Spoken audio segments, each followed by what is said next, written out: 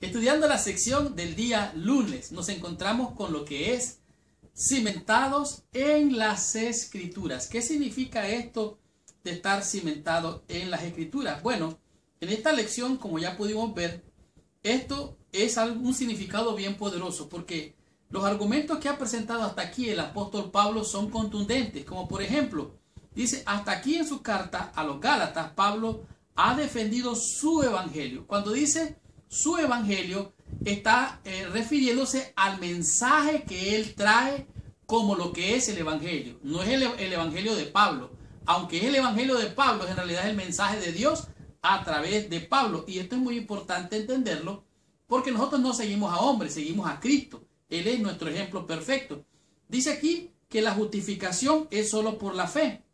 Pablo está apelando al encuentro que tuvieron en Jerusalén, donde la iglesia se reunió en pleno, como quien dice la junta, para determinar que la salvación es por fe, solamente por fe y por gracia. No hay nada más que deberían de hacer los cristianos para ser salvos.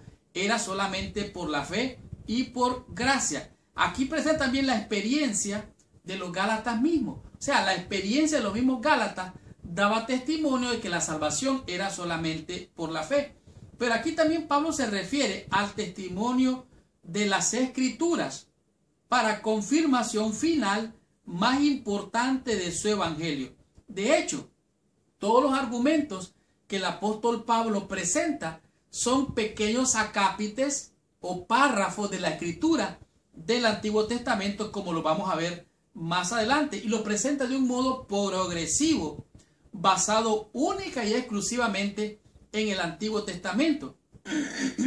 Aunque ahora se habla mucho del Nuevo Testamento, que la gracia en el Nuevo Testamento, la pregunta es, ¿antes en el Antiguo era por fe y ahora es por fe? ¿O antes en el Antiguo era por las obras o hoy es por la fe? ¿Cómo era esto? Bueno, si usted lee claramente todos los pasajes que están aquí en Gálatas 3, del 6 al 8, Romanos 1 al 2 y Romanos, también el 9, 17 y el 4, 3, usted se va a dar cuenta que él tiene referencias constantes y constantes hacia la palabra, como por ejemplo en Romanos capítulo 1, versículo 2, dice así.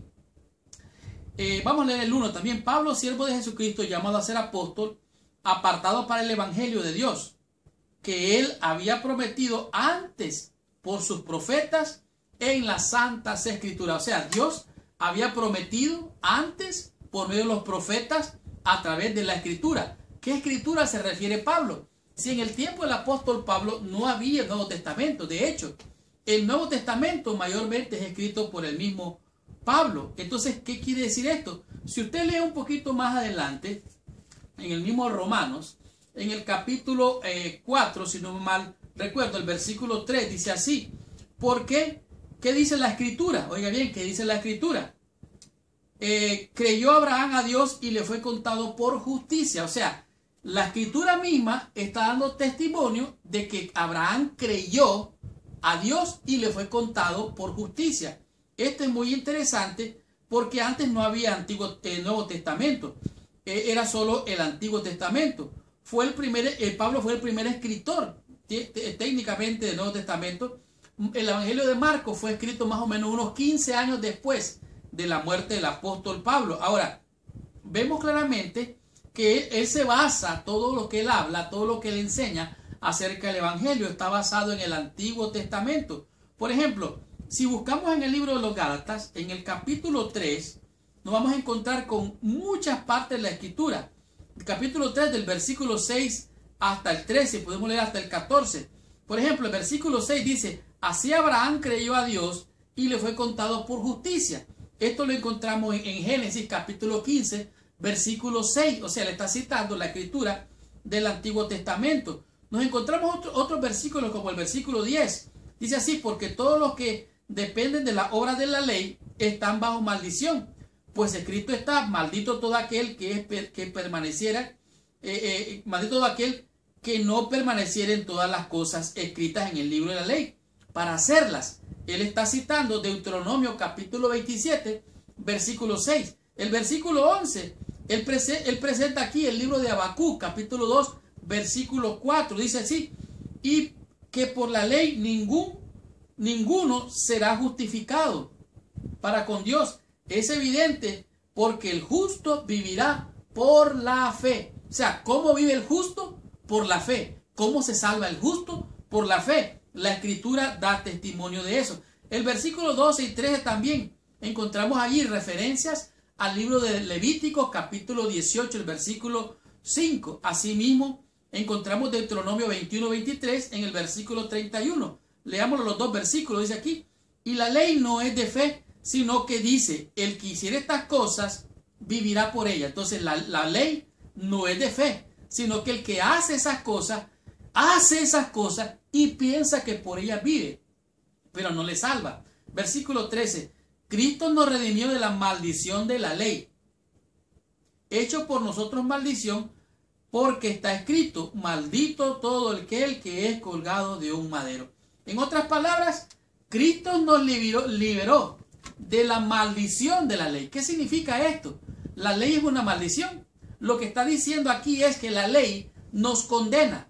Y como estábamos condenados, estábamos muertos en delitos y pecados, Cristo viene, toma la maldición, se la pone encima, y entonces ahora el Cordero Pascual carga con nuestros pecados, muere en la cruz, y nosotros hemos sido libres de la condenación de la ley. O sea, la ley lo que hace es señalarnos el pecado, mostrarnos que Cristo es nuestro Salvador. Por lo tanto, aquí podemos ver claramente, dice aquí, por lo tanto, cuando Pablo se refiere a las Escrituras, solamente está pensando en el Antiguo Testamento. Pablo dice, un papel importante en las Escrituras, enseña Pablo, dice, él las ve como no las ve como textos muertos, sino como la palabra viva de Dios. En otras palabras, cuando la palabra traducida aquí como inspirada por Dios, está diciendo, estas palabras se traducen como teopeneutos, que significa que Dios la respira. Dios y habla. Dios habló y con poder. Es el aliento de Dios. En otras palabras, literalmente así podríamos decir. Dios respira y habla. Toda la Escritura es el cimiento. De tal manera que el Antiguo Testamento es la base, es el fundamento de la fe de la salvación en Jesucristo.